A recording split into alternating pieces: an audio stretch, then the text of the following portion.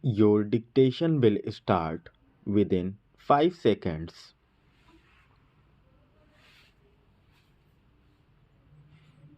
I am glad to be here this evening to join you to commemorate the memory of one of the greatest sons of India, Pandit Jawaharlal Nehru.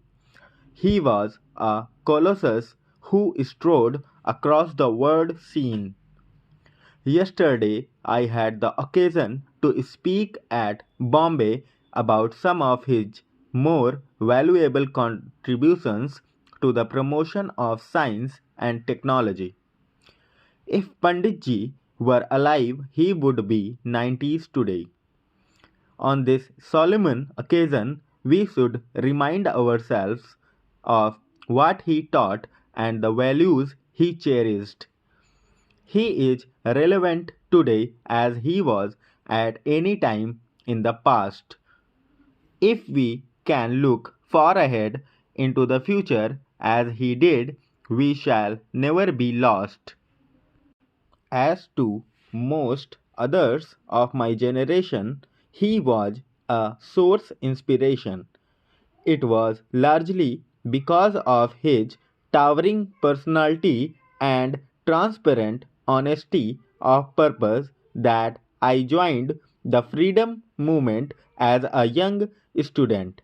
Later on in life, I followed his lead through the dark years of our struggle for freedom, and then, when the light of independence dawned, participated in the deliberations of the Constituent Assembly, of which I was a member.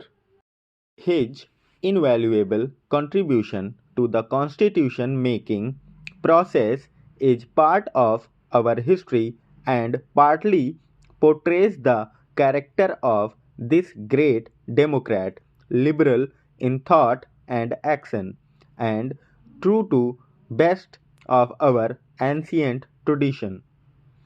Later, I came into very close contact with Panditji in 1951 when he nominated me a member of the working committee of the then Indian National Congress. I had thus the privilege of growing up, so to speak, under his banner and to have imbibed some of his wide and far seeing vision, his conception of the international community, and his inborn liberalism. He and Gandhiji differed in temperament, attitudes, and beliefs. Yet not two men worked with such close rapport and identity of purpose. He was a great patriot with all pervading love for the land of his birth and a burning desire to give his all for his motherland. This sterling quality led Gandhiji to remark on one occasion almost 50 years ago that the nation was safe in his hands. Co-workers and co-partners in the joint struggle for independence with quite often differences between them, it was possible for the great Mahatma to pay Jawaharlal ji this handsome tribute. He says that he does not understand my language as such. Nehru was brave, chivalrous, hardworking, a thinker and a writer, a man of action, never lacking in leadership, impatient perhaps with indecision and inaction. He was always tolerant of another person's point of view. This quality to once signaled him out as a true democrat. His vitality of mind and body was amazing. He had a consistency of outlook which became a consistency of vision. He understood the world as few others did in contemporary history.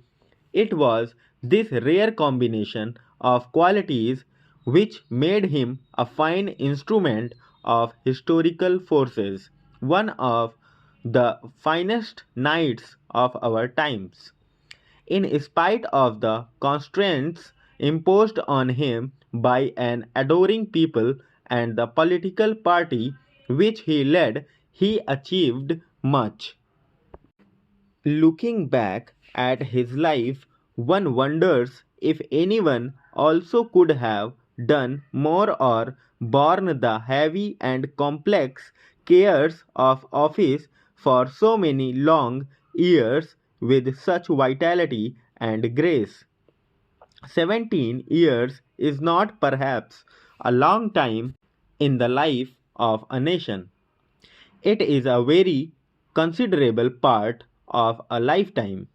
He will be remembered by a grateful people for his dedicated work in the service of the country and its people, and the legendary vitality and endurance which he brought to bear one nation building activity.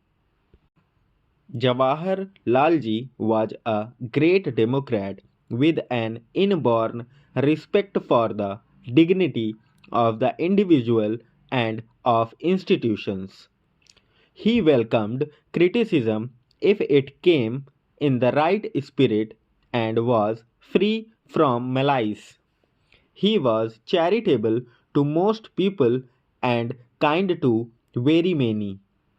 What he did for the country as leader is a part of the historical process. What he was is common knowledge to everyone, but it is not the romance or heroism of his life which matters so much. Future generations will ask what he did when he was in power, what he did with his opportunities. The answer will surely be that he laid the foundations of our secularism and our democracy, our planning and development, and our foreign policy. It was Panditji who steered the ship of state through perilous shoals and dangerous waters to safe harbor we are today. Without this superb helmsman, our ship of state would have foundered and been lost. Jawaharlal Ji was one of the foremost captains of our struggle for freedom, which he invested with a historical sense and an international outlook.